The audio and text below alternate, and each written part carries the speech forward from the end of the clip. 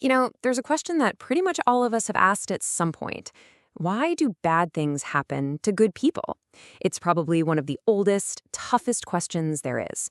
Well, today, we're going to dive into the biblical wisdom literature to see how it tackles this very question through one of the most powerful and, let's be honest, challenging stories ever told, the Book of Job.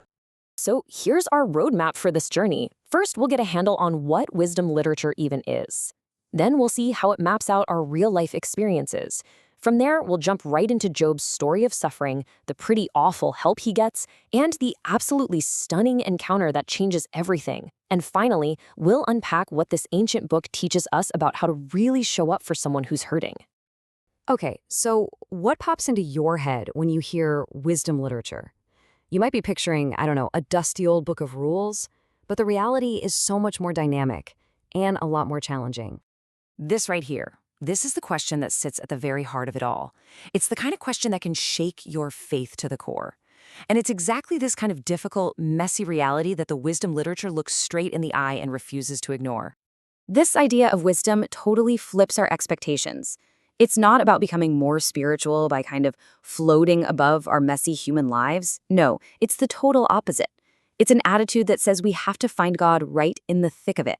Our jobs, our families, our greatest joys, and yeah, our deepest pains. Nothing is off the table. Okay, so what does that attitude actually look like in practice? Well, these ancient texts, they work together to create this amazing, comprehensive map of what it means to be human, covering the whole spectrum of our lives. These 5 books are the main players, and you can think of the Book of Psalms as this kind of magnetic center, right? It's like a prayer book that pulls every single human emotion you can imagine, doubt, anger, joy, pain, and drags it right into the presence of God. Then the other 4 books create these 2 really fascinating pairs on either side. So here's the first pair. On one side, you've got Job, which deals with the absolute worst-case scenario, the crisis of extreme suffering. And on the other, you've got Proverbs, which is all about the daily grind, the ordinary, totally undramatic details of just living. And the point is, faith isn't just for the huge catastrophes. It's for the carpool line and the conference calls too. The second pair is just as powerful. At one extreme, you have the Song of Songs, exploring the absolute peak of human experience, this ecstatic, over-the-top love. And then you have Ecclesiastes, which perfectly captures that feeling of just putting one foot in front of the other, wondering, is this all there is? From the highest highs to the most grinding lows, it's all considered sacred ground. All right, so with that map laid out, we can now zoom in on our main focus today, the dramatic, gut-wrenching story of Job. So here's the setup. Job is a good guy, he's righteous, he's faithful, the text says he's blameless. And then, just like that, he loses everything. His kids, his money, his health. But here's the thing. He doesn't suffer quietly. Oh no. He takes his questions, his confusion, and his passionate protests straight to the top, directly to God. And this is the absolute key to Job's story. His suffering isn't some kind of punishment. It's the kind of pain that makes no sense. When you do everything right and you still get knocked flat. That's the stuff that just bewilders and outrages us. And it's that profound mystery that Job gives a voice to. So in the middle of all this, his wife tells him to just curse God and die. And Job comes back with this staggering response. He doesn't try to explain the suffering away. He doesn't try to get rid of the problem by getting rid of God. Instead, he starts to respect the mystery of it all. But Job's not going through this alone. Pretty soon, his friends show up, and they have a lot to say.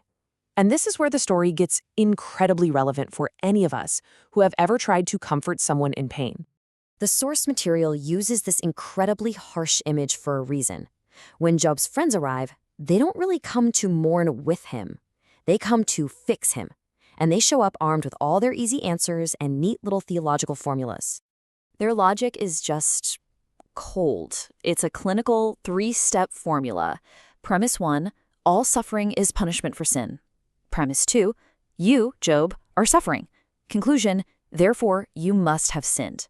They're convinced that if he just confesses to whatever he did, it'll all just go away. And this is why their so-called help is actually so harmful. See, the problem isn't that their ideas are completely wrong in every single situation. It's that they're applied with zero personal relationship, zero intimacy. It's just cold data being slapped onto a life that is bleeding out. And Job absolutely rages against this, giving us this timeless protest against glib, easy, spiritual cliches. So after chapters and chapters of Job protesting and his friends giving terrible advice, the story builds to its incredible climax. God finally speaks. I mean, this is the moment we've all been waiting for, right? After all this pain, all this argument, all this demanding for justice, what does God say? What's the reason for all of this suffering? And here is the massive twist. God doesn't give Job a neat, tidy explanation. He doesn't justify his actions or lay out a 5-point plan. Instead, he just shows up, he speaks to Job from a whirlwind, and he offers not an answer, but his very presence. And what does God even talk about? He takes Job on this wild, poetic tour of creation. He points to the mind-bending vastness of the cosmos, the untamed wildness of nature, the sheer, beautiful, overwhelming mystery of the universe he created. The goal isn't to explain Job's pain. It's to overwhelm him with a sense of awe, to completely reframe his perspective in the face of reality that is so much bigger than himself. So, what do we do with all this? What's the final takeaway? What does this ancient, intense story teach us about how we should approach suffering, both in our own lives and in the lives of the people we care about? Well, we're really presented with two totally different paths. There's the friend's way, which is all about fixing suffering, trying to get rid of the problem with easy answers, which, as we saw, just pushes the person in pain further away. But then there's the path Job models. It's about sharing, about entering into the mystery with dignity and respect.